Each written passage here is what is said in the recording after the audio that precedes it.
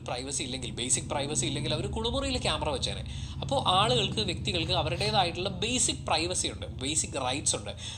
അത് വെച്ച് നോക്കുമ്പോൾ ആര്യൻ്റെയും ജിസൈലിൻ്റെയും പുതപ്പിനകത്തേക്ക് ഒളിഞ്ഞു നോക്കുക എന്ന് പറയുന്നത് അനുമോൾ ചെയ്ത ഒരു മോശം പ്രവൃത്തിയാണ്. ഇനി പുതപ്പിനടിയിൽ അവിഹിതമായിരുന്നു എന്ന് വാദിക്കുന്ന അനുമോളെ കുറിച്ച് എക്സിറ്റ് ഇന്റർവ്യൂവിൽ ആര്യൻ പറഞ്ഞിട്ടുള്ള ഒരു കാര്യമുണ്ട്. ആര്യനോടുള്ള ഏറ്റവും വലിയ ബഹുമാനവും അതാണ്. അയാളത് എക്സിറ്റ് ഇന്റർവ്യൂവിലാണ് പറഞ്ഞത്. ബിഗ് ബോസ് ഹൗസിനകത്ത് അനുമോൾക്കെതിരെ വാദിക്കാൻ വേണ്ടി ഒരു ആയുധമായി അയാൾ ആ സ്റ്റേറ്റ്മെന്റ് പറഞ്ഞിരുന്നെങ്കിൽ അവിടെ ആദില നൂറ എന്ന് പറയുന്ന ഒരു ടീം, അല്ലെങ്കിൽ അവർ 2 പ്ലേയേഴ്സാണ്, അവർ ടീമാണെന്നുള്ള കാര്യമാണ് അവരിപ്പോഴും വിചാരിച്ചിരിക്കുന്നത്. അപ്പോൾ ആദിലയും നൂറയും ഈ പ്രശ്നത്തിലേക്ക് വലിച്ചിഴക്കപ്പെടുകയും അവരുടെ ഇമേജിനെ കൂടി അത് മോശമായി ബാധിക്കുകയും ചെയ്തേനെ. എക്സിറ്റ് ഇന്റർവ്യൂവിൽ ആര്യൻ ഈ കാര്യം പറയുമ്പോഴും അറ്റ്മോസ്റ്റ് റെസ്പെക്റ്റിൽ ആര്യൻ അത് അവതരിപ്പിച്ചു എന്നുള്ളതാണ്. അവിടെയാണ് അനുമോളും ആര്യനും ഒക്കെ തമ്മിലുള്ള വ്യത്യാസം ഇരിക്കുന്നത്. ആര്യൻ പറഞ്ഞ കാര്യത്തിലേക്ക് കടക്കുന്നതിന് മുമ്പ് ഞാൻ സ്ട്രിക്റ്റ് ആയിട്ട് വാൺ ചെയ്യുകയാണ്.